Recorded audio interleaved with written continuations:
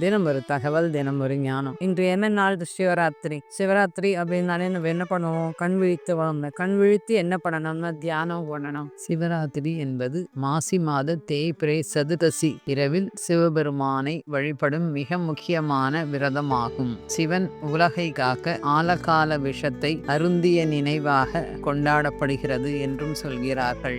அறியாமை நீங்கி ஆன்மீக விழிப்புணர்வு பெற சிவராத்திரி அன்று பக்தர்கள் விரதமிருந்து இரவு முழுவதும் விழித்திருந்து சிவனை நினைத்து தியானம் செய்தால் நிறைய பலன்களை அடையலாம்.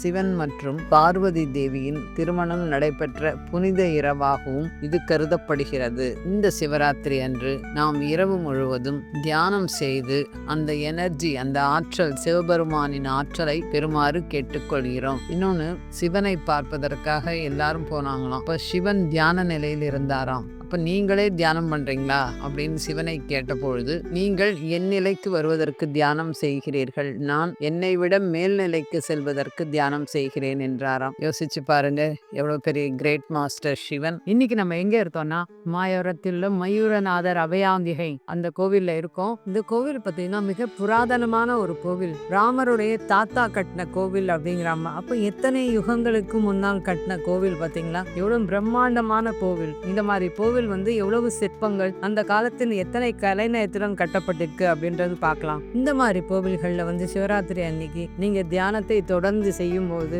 எவ்வளவு எனர்ஜி இருக்கும். ஏன்னா தசரதன் பூஜை செய்த இடம், ராமர் பூஜை செய்த இடம், எத்தனை மகான்கள் வந்த இடம். அப்ப அந்த இடம், அந்த கோவில் எப்படி இருக்கும், எவ்வளவு ஆற்றல் மிக்கதாக இருக்கும் அப்படின்னு சொன்னா இந்த மாதிரி கோவில்களுக்கு போங்க. அந்த மாதிரி சிவன் கோவில்கள்ல உட்கார்ந்து இரவு முழுக்க தியானம் செய்து மிதாகாரத்தில் இருந்து தியான சக்தியை வளர்த்தி கொண்டு ஆன்ம வளர்ச்சியை பெற்றுக்கொள்ளலாம். அப்ப அந்த சிவராத்திரி நாளில் நிறைய மௌனம் இருப்போம், நிறைய மிதாகாரத்தில் இருப்போம். முடிந்தால் வெறும் நீராகாரத்தில் இருந்து தியானம் செய்யும் பொழுது அதிக பிரபஞ்ச சக்தியை பெற்றுக்கொள்ள முடியும். அனைவருக்கும் சிவராத்திரி நல்வாழ்த்துக்கள். நன்றி.